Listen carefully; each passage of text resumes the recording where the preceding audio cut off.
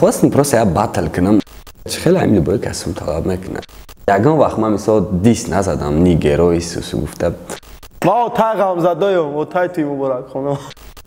من خیال کردم که اگر پاش ماده داخل دارده اون وقتم گفته بودم که شما ریپا بس نمیکنه شما با توسط همیانی موبیلی سلامپی شما میتوانید با تاجیکستان، ازبکستان، قرقیزستان و آذربایجان به فایز پول روان کنید. برای این سلامپی را از اپ استور یا اینکه پلی مارکت با تلفنتون نصب میکنید و تومچه перевод رو زیر کرده مبلغ لازمه رو مینویسید. سلامپی با شما قرب اسعار بلند رو پیشنهاد میکند. بعدا نام و نسب قبول کننده رو و کارتش رو نصب میکنید. بعد از آن در صحیفه دیگر همه معلومات شناسنامه خود رو و جای استقامتتان رو نصب میکنید. این یک بار کرده می شود. اگر که همه معلومات پرکتتان درست باشد پس شما میتوانید با صحیفه دیگر گذاشته و معلومات های کارت خود رو نصب کنید. پس از آن شما میتوانید با نام لازمه یا اینکه با کارت لازمه پول رو روان کنید. معلومات هایی که یک بار داخل میکنید در سلامپی نگاه داشته می شود و برای بار دوم معلومات پر کردن لازم نیست. سلامپی اولین همیانی موبیلی حلال می باشد برای انتقال پول که فایز نمیگیرد و شما گناهکار نمیشوید. برای همیانی سلامپی رو دسترس کردن از سلکه کامنتری ابتدایی میتوانید استفاده برید.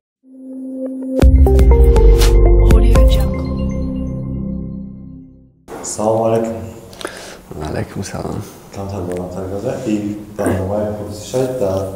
کامنتری ها در برنامه گبگا با قید بخیده میکرد گفت امسی زفره قطعی فریک بیاره اینه فریک خیلی واقعا تونستی مقصد خطردین هم نویسون سخان کنم اومدی رحمت باری اومدن گرمست سلام علیکم قطعی مخلص سلام علیکم من پدپسکای خدم و مخلص های امسی زفره یعنی این ایروز در آفیسی رپتیجی قرار داریم برات سخن کرد من شنبه بودم راستی گپ خستم اومدم خیلی من تیارم سوالو دا جواب بدم میرم یکم سوال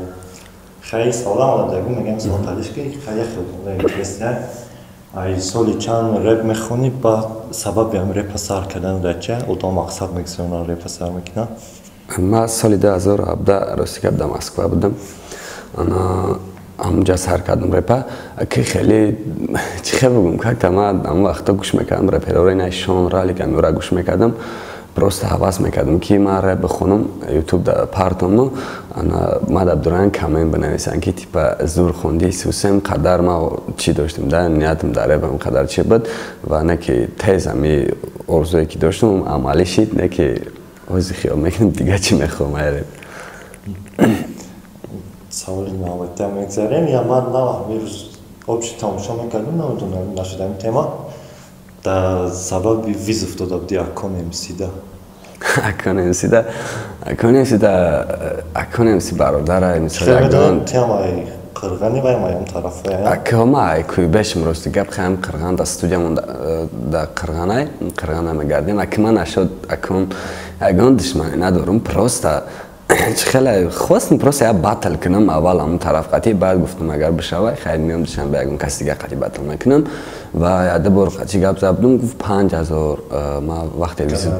با وقتی ما ویز دادم و فعلا داد که 15000 سوم گفت کارچه هم خیلی تیپا نمیدونم چی مقصد داشته خیلی تمام تیم مرد همونجا شده تمام بعضی اگم زایدم رجوع نکرده ارگانیزاتوری باتل داد چند کسان نویستن راستیگه برای گذراندن یعنی بطلو نه که نمیدونم گنرار چی نگفتن مثلا هم قسم میتونی سوسنه ما اگر هم 5000 درازی میشید ما هم 5000 میتونستم یافته مثلا چریز اگر سپانس در قطعش بود در کانال خیلی او اکرم کانال خیلی نمیرفت یک جا میرفت این سوال نوبتی رالی کردی چه فیت کرده مثلا فیت کردن سوم دادی چه روزی کردی رالی کرد رالی که سیگا رالی خیلی چند پاتن ساز اول استودیاش داینامی 46 بود میامدیم میشتیم قدشون و راستیگا سبب فیت کردن همی بود که ما کانال نو کردم شتابی تست اکتیویست شد مثلا بردارم خیلی پد پیش کنم که جمع کنم و ضعیف کار کنم انتیاس هم قبول کنن رالی قطعی چاقچاق کردم بعد در قرغان کنسرت مونده بودن چی رامز کنسرت بوده گوسیگا مونده بودن همجا ما رام بودم قطعشون چاقچاق کردم قطعی رالی قطعی بعد راستیگا در اینستاگرام کم می نویستم با خیلی گفتم نشد فیتی سوسه چاقچاق کردیم راستیگا خیلی اكيد خلي عملي بوك اسم طلب مكنك اسم دودمو ايش مخفي في اكاديمي هر چه خدم گرفتم جوای گل هم خدم گرفتم ترک هم خدم در کانال خدم بافتمش میگذارم سوال نامتی دا نه باتل میره تامش مثلا باتل ما گذاره کو باتل مثلا لیوان نفتی ما مثلا تامش همجا بده مثلا باتل میگم ایشش رقم زدن میگرتی خیلی تو خیلی همین کافه مثلا سخت نمیرسه رسیگه یخی وقتا میشود قهر میکنه او مثلا غم زده ایسوس میگن کم تر بالاتر گرزه آوزو اکی یخی وقتا خیلی سخت میرسه او میگم چی کار داشته باشن خیلی با یخی وقت با خیال میکنم میگم درونده پای خیلی چی کاره بکنم او یکم وقت من مثلا دیست نزدم نیگرو ایسوس گفته پشتی کار بار خیمون راسیگه میگذارم سوال نامتی کلیپ کدایی کن نومی ترک ماگنا گل ایده کی بودم کلیپ ایده هم از ای خدمه درستی گرد مثلا اون کلیپ من تماشا کردم آخر اختارم پرونم خدا هم پرونم آخرش چی میشه مثلا بچه کلیم اکد ایو کلیپ درستی گرد ما چیزی میخواستم نگرفتم او را که سینر ما وابشه دیگه نمود بود با وقتی سیوم کده دیگه ترک کردیم اکر راستی گرد سینر ایخی بود که دخترم پرونان وجا بعد ما خمام کشیم داتی پخت کردی هم خیلی بود کیش تو خیلی فهموندن نتونستیم ما فکر میکنم خالد هم چیزا سیناریو نمیودم هم کامنتر نوشتم آخرش بسیارش برای سوال دادم فهمیدن نتونستم ده بسیاری سوالی نوبتی شما دوباره داره برگشت با گفتید چه حساس شد یا بزرشی اخدا از یکان چی بگوی با بسیاری مدرون هرچی میگن ما بخدا همون وقتم گفته بودم که شما ریپا بس نمیکنه شما خیلی خیلی اولم ترکه میگرده که من شما در چیکار دارم مثال من خیال میکنم اگیش سازه میخونم میگرده باید زندگیش پیش میبره جویش که نمیگیرم اصلا جویش که نمیگیرش که جویشون هم گریفته نمیتونم اگه خیلی ده من خیال میکنم استوستا میشوم رپر پیدا میشوم مثل سر مخلص‌ترین بشوم رنگشونو نه که جایشونو نگرفتن نمیتونه برای که شونه نمی بود دیگه یا سال که 2020 وقتی جای سپاری بود که 2020 سر مخلص‌ترین تا سال 2020 باران گرفت جای داشت مخلصای شما بسیار در 2020 تا عملیت که حساب کنن باران شما بسیار مخلص پیدا کرد 2020 مخلص ما خیال میکنم مخلص نه و پراسموتروی سوز گرفته بیا که نه آبشی همون رو یوتیوب انالیتیکا یوتیوب سو کنیم یا ای پراسموتر گرفته گه نخی ها او اکه مو اینستاگرام یاده کلیپاش قدی سوز رفته گه بران کانالش هم وزی خیال میکنم بسیار ای پد پیسکوش ایشونده ای بران خیلی شده چون مخیم مثلا سوال نوبتی رپتیتی هر سال بعد میسال تشکیل میکنم مثلا میسال به سنتور چمپیونشی سال بکنش ایدوار چمپیونشی میاد 2021 اکی تشکیل کنم اشتراک نمیکنم نه میدونم راستی که باکه ما دای خیلی محقوله که ادلنی یگان کس قطعی خیلی بطل بمونه ما جلانی همه راستی که نه اینکه خیلی چی در اشتراک کنم بطلی سال ده ادینا که مثلا جلانی بطل نه نمیدونم بخدا راستی که خیلی اگه کس نگاه میکنیم خیلی کس اگر ویزه بته نگاه میکنیم اگر فعل رفتارش هم استاتوس خیلی ساز داشته باشه اشتا بیا که نه که ما یگان دیگر رو خطی نمیکنم استاتوس پاستا گفته نه پروست اگه یگان کسی باشه خالدم اینترس نی باشه اشتا بدون تماشا بکنم رپر رقم یک در توجیکستان که گفته اگه همشان میگن من نمیدونم شما رقم یک اگه همشان میگن نمیدونم بطل رقم یک باتلر کیه باتلر ما راستی که حالا دمار خیلی نمیدونم اگه ستیوپ هم زور میکنه رایدر هم زور میکنه و همیشه ما باتلای دسند کیف کردم راستی که دسند تو لازمه نه نکردم سوال نوبتی در رپ توجیه هستم به خواست نبود رپ کو رپ شما بیام به دانشم سوزا یا نه به دانشم خوبه که خیال میکنم چه بگم نه دیگه دولت را نگاه کنی دوران همین چیزا رپر دخته ایسوس اگر دیگه دولت را نگاه کنی خو خمونم در کار اتاق خیلی که خیلی زندگی که خمونده میخوان که بسیاری ها میگن رپ دخته چی رپر چی سوسه خیلی در کار نیسته سوال نوبتی سببش برای چی دارم ترکت بسیارش داد زده میخونی میاد تو داد زده میخونی که بعد یک داد زده میخونم فریک با داد زده میخونی اکر راستیگه چه بگم ما سال 2017